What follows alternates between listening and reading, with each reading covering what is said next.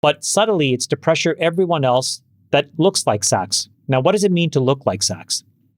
It's not just about Republican folks. This could be a Democratic person as well in the future.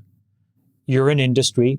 You know something very specific. You've done very well applying that knowledge.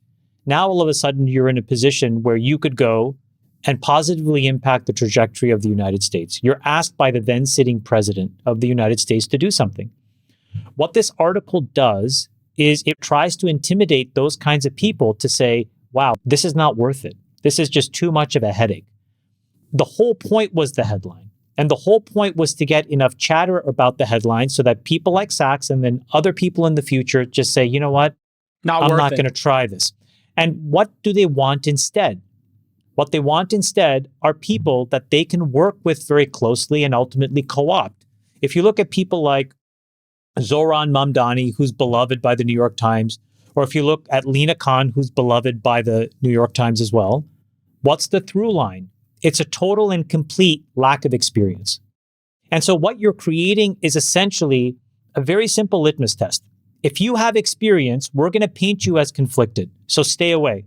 But if you're completely inexperienced and have no experience whatsoever, have never done anything, and you're probably going to screw it up, but at least you'll be in our pocket. We'll work with you. And so we will leave you alone. That is the point of this article. And that is what is on trial here.